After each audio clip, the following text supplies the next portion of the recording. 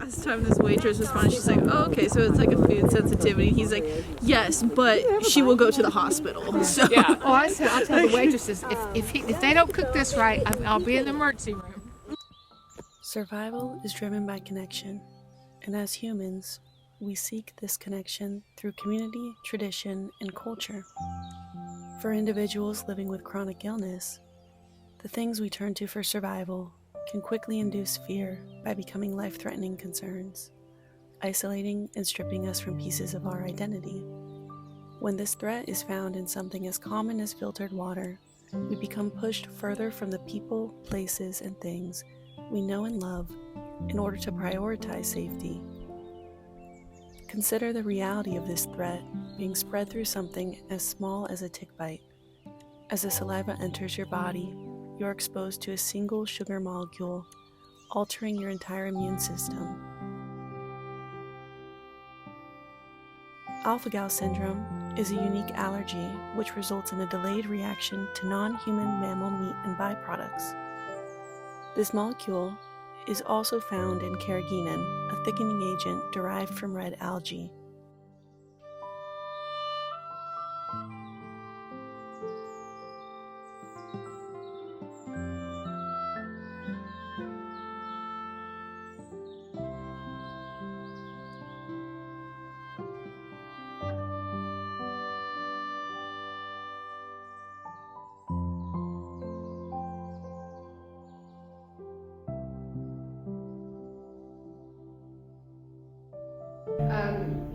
We lack a lot of access to doctors and medical providers who understand our condition. And so we spend so much time, I think, thinking about our physical responses that we don't often do enough for our mental and emotional health. Patients were coming to the allergy clinic saying that they thought they were allergic to beef or pork or lamb, but it was weird. It didn't happen right away. The only way you get to understanding that this is due to an alpha-gal allergy is by having that laboratory component. I had frequent migraines, stomach pain, and some inflammation, but I had no idea. The biggest whirlwind of pain that you can't calm down. You just have to kind of wait it out. You can tell when your blood pressure is about to drop because you just have this, almost an aura. I'm often dizzy or lightheaded. The cracks kind of show where I get migraines constantly. It feels like your stomach kind of erupts. Patients. We were completely unaware of patients who had GI only alpha-gal initially, but that awareness came from talking to patients. Patients telling us, look, I only get gastrointestinal symptoms. I just had to know what I had to learn to keep myself alive, and I had to be able to speak for myself and stand up for myself. And the more educated you sound about it, the more they're going to believe you. And generally, I've had positive results from family and friends. It's been more in the medical community that where I've met more resistance than I would have hoped. And it's almost a resistance, like they don't know, so you must be the problem.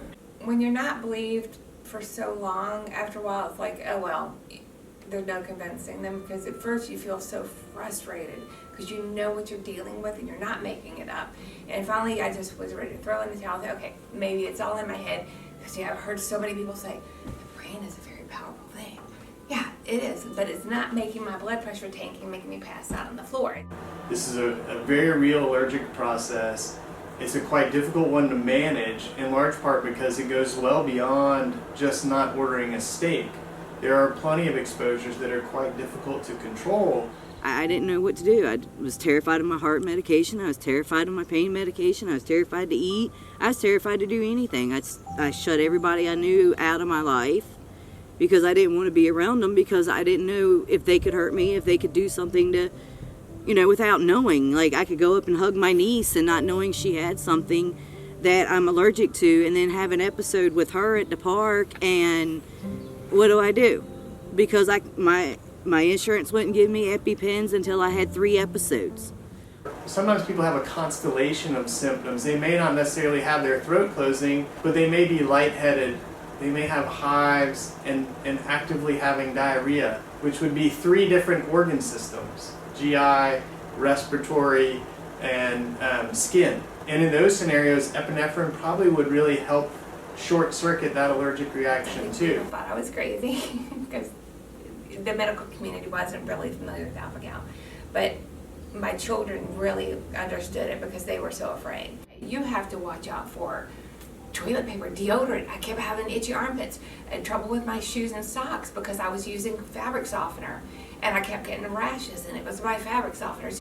So I wish I'd been more aware of how much is encompassed in mammal and what has mammal in it.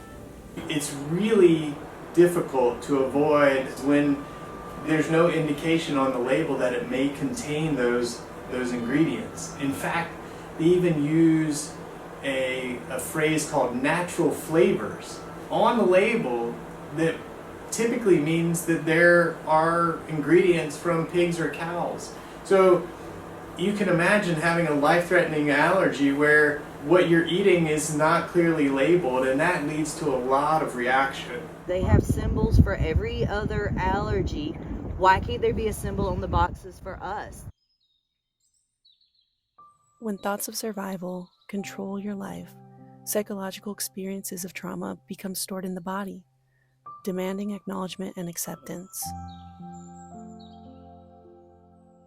Body mapping serves as a safe approach in capturing a person's complex needs through symbolic reflection and embodying of visual storytelling. The process stimulates creativity, eliciting a deeper reflection and unveiling of more novel information. By physically engaging with this artwork, a healing transformation can emerge.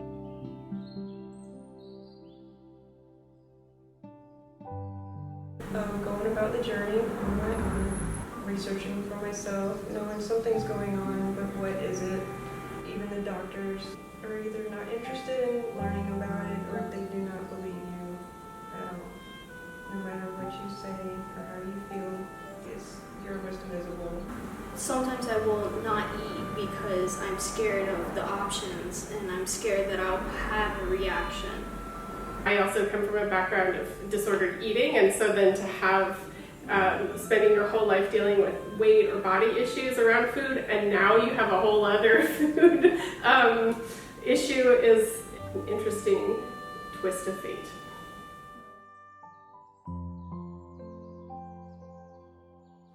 Research that is driven without an understanding of what patients are going through can be misdirected or perhaps not as well informed. But doing patient care without the research side may leave one falling short when it comes to trying to devise the best approach scientifically or therapeutically. Like when I was diagnosed, I didn't know there were other groups or people that I could talk to besides this one person that had it. I think it's just important that we don't feel isolated and we keep searching for it. Because I know even there's times now that I still feel isolated. You're wanting to go out in the first place to be present and connect with these people that you care about, but the entire time you can't even be present because you're fixated on every possible thing that could go wrong. I had a dream I was stuck in a room and then this gas started to come out, but it was just barbecue fumes. All I could smell was hot dogs. And so I'm telling this to someone, they're like, what? And I'm like, it was horrible. I woke up in sweats and they're like, why? And I was like, because I could smell hot dogs. That's why. The other part that I would point to is the fume reactive patients, because we were not aware that just cooking fumes could be a trigger for people right away. I reacted to smell, so I couldn't visit family, I couldn't go to cookouts. It just changed everything.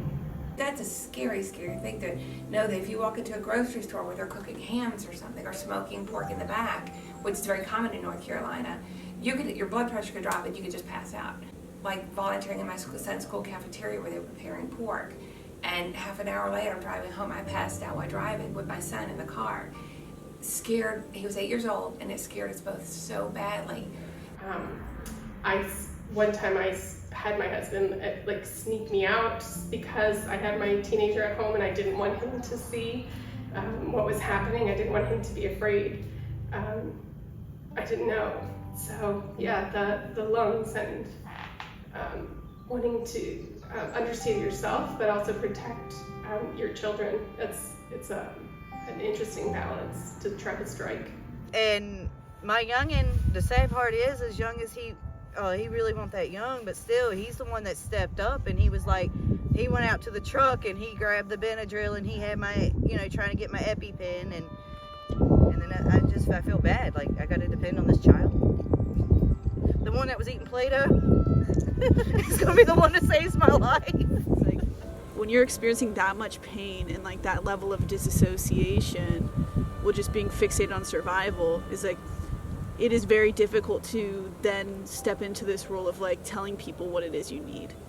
So like talking with your loved ones before like things happen and letting them know, like, in these situations, this is what I need. This is what comforts me. And that when you're really, really afraid, if you're having a reaction, if you have somebody beside you that you know knows how afraid you are, and they're gonna say, it's gonna be okay.